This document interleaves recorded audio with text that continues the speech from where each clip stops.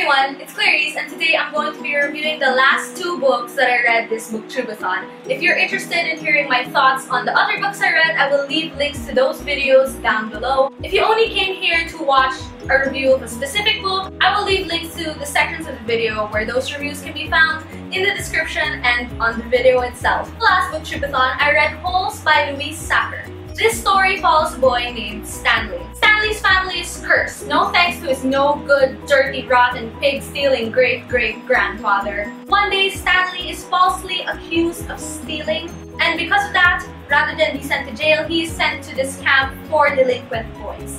Campers here spend entire days just digging massive holes in order for them to learn their lesson.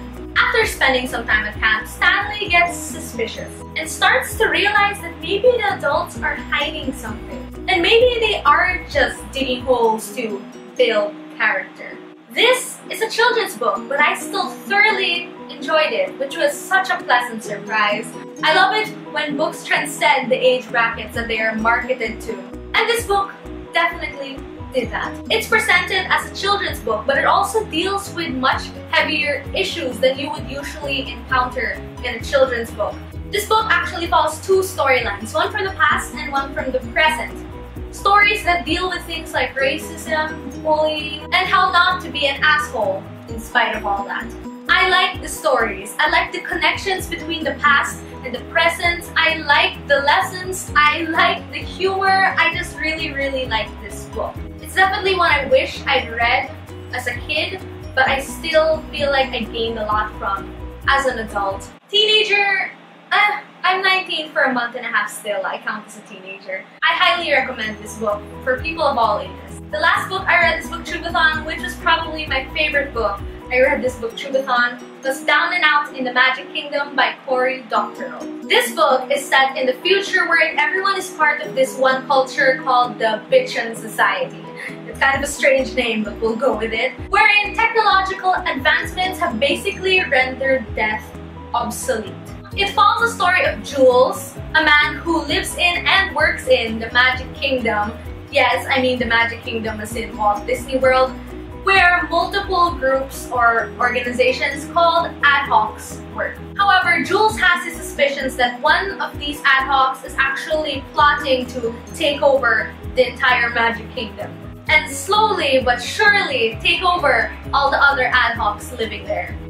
This story follows Jules' struggles with his work, with his sanity, and just his idea of life and this world in general. I had to think it over a bit first, but after some time and some processing, I came to the conclusion that I think I actually love this book.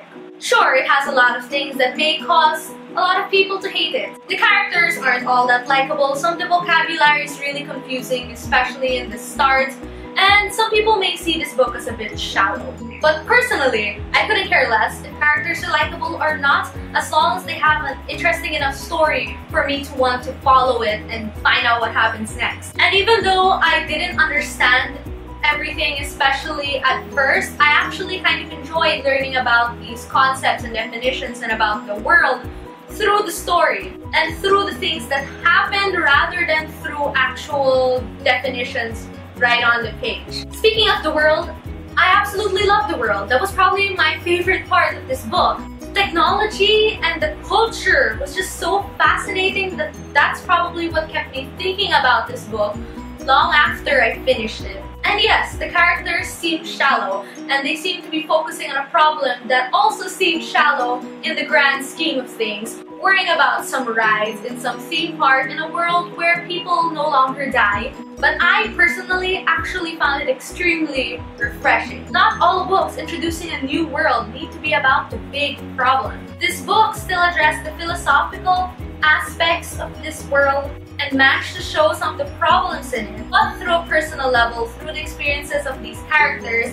They're doing things that you may not agree with or find that important, but I still enjoyed reading about it. Honestly, if I were to look at this book's plots and characters alone, I would probably not be super impressed with it, but reading this book reminded me of why I love science fiction. The world, the technology, the culture were just so interesting that I got fascinated into loving this book. It's not going to be a book for everyone, but I absolutely loved it. And it's now one of my favorites. I can't believe is Cory Doctorow's first novel. I really need to read more of his work. Also, side note, if Down and Out in the Magic Kingdom or any of Cory Doctorow's work sounds interesting to you, you should probably check out his website because he actually provides them all free for download. So those are the last books I read this BookTubeAthon. If you've read any of them, I'd love to hear your thoughts on them. These books are both such pleasant surprises. I didn't expect to love either of them as much as I did. Did you have any pleasant surprises with books this BookTubeAthon? I'd love to hear about it in the comments down below.